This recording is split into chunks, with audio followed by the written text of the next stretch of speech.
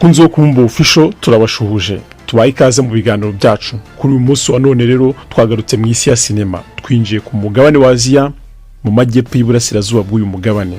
Aha turasanga umugabo umaze kwamamara muri filimi zitandukanye harimo Expendables igice cya 4. Iyi ni filimi iheruka gusohoka y'umugabo bita Sylvester Stallone.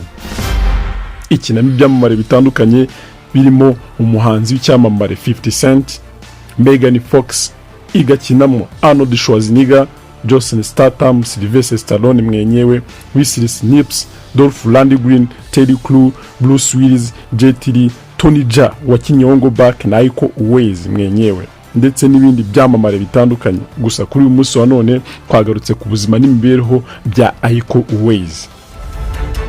Iko Uwais amazina nyakuri yitwa Iko Conley.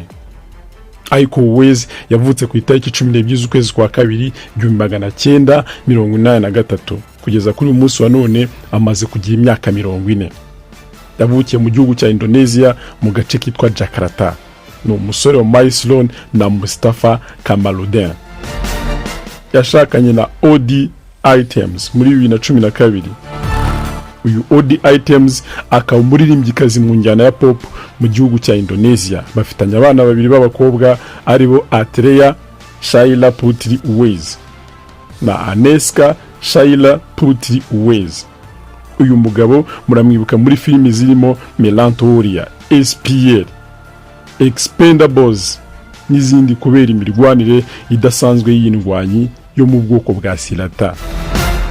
Iyi mirwano yo mu bwoko bwa Silat yatangiye kuyitoza ku myaka 10 gusa. Ni ukuvuga amaze imyaka isaga 30 muri iyi mikino n'imyiyereko yayo.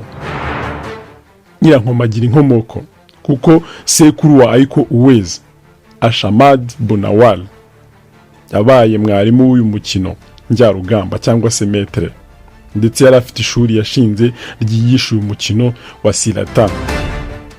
Silat ni umwe mu mikino njyarugamba yo mu muco gakondo mu gihugu cya Indonesia. Ukunze gukoreshwa mu gihe cy'imyiyereko mu minsi mikuru muri iki gihugu cya Indonesia, ndetse kandi ukanakoreshwa no guhangana cyangwa se competition zitandukanye. Ni umukino wigisha uburyo bwo kwirinda umwanzi ukoresheje kenshi ibikoresho byo mu buhinzi, urugero nk'utuyuso, ibipanga birebire, uruhabuzo n'ibindi bikoresho bitandukanye. Ni umukino ukoresha ingingo zose Tiger Steel. Ni umukino wigisha uburyo bwo kwirinda umwanzi ukoresheje kenshi ibikoresho byo mu buhinzi, utuyuso, ibipanga birebire, uruhabuzo n'ibindi bikoresho bitandukanye. Ni umukino ukoresha ingingo zose umeze nko kwiyereka, ariko nanone ni umukino ubamo gutungurana. Urugero ni nkaho umwanzi agira ngo agiye kugukubita igipfunsi punch, ukamutungura, ukamushyiramo rugondi ihene cyangwa ukamukururuka mwirenza. Ariko Uwais ubwe yivugira ko Bruce Lee na Jackie Chan aribo bantu b'icyitegererezo kuri we. Yakuze yumva ko azamera nkabo, abafata nka metere we. Amaze kugaragara muri filimi zitandukanye nk'iyitwa MERANTAU WORRIOR yo muri 2009, akinamo yitwa Yuda, Red Redemption 1 na 2, rimwe muri 2012 na 2 yo muri 2014. Azikinamo zose yitwa Lama. Headshot yo muri 2016 akinamo yitwa Ishmael. Milo ya 22 cyangwa se Milo 22 yo muri 2018, aho yakinnye ari umupolisi uri triple agent cyangwa se maneko y'ibihugu bitatu ari byo Amerika, igihugu kavukire cye, ndetse n'Uburusiya. Ni filimi irimo ubujura bukomeye bwo kwiba seziyamu ikora ibisasu bya kirimbuzi. Akinamo yitwa Linor. Turamwibuka kandi muri filimi yitwa The Night Comes for Us yo muri 2018. Uyu Iko Uwais azwi muri filimi yitwa Wu Assassin y'uruhererekane iri kunyura kuri Netflix, iri kurebwa ku isi yose. Uyu mugabo kandi azwi muri filimi yamamaye cyane yitwa Man of Tai Chi yo muri 2013, akinamo yitwa Jilang Sanjay. Uyu kandi tuzigera tumwibagira muri filimi Expendables igice cya 4, aho aza yitwa Rahamta. Kugeza kuri uyu munsi wa none amaze kugaragara muri filimi zigera kuri 16, harimo imwe y'uruhererekane ariyo bita assassin nkuko twayivuze hejuru. Uyu mugabo w'abana babiri mbere yuko aba umukinnyi wa filimi yabanje kuba umushoferi w'ikigo cy'itumanaho cyo mu gihugu cya Indonesia.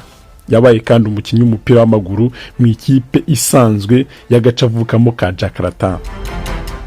Bimwe mu bihe bitazibagirana kuri Iko Uwais muri 2005 yabaye uwa mbere ku rwego rw'igihugu cyangwa se champion n'umukino njyarugamba Silat muri demonstration yaberaga mu gihugu cye.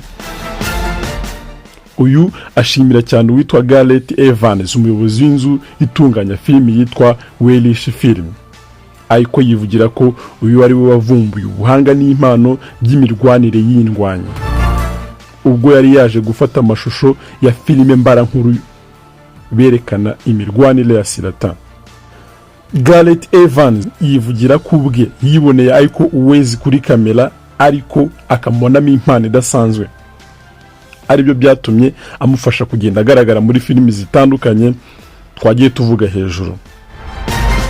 Muri uyu mwaka wa 2023 kugeza mu kwezi kwa 10, Iko Uwais abarirwa kwinjiza akayabo ka miliyoni 4 z'amadolari ya Amerika.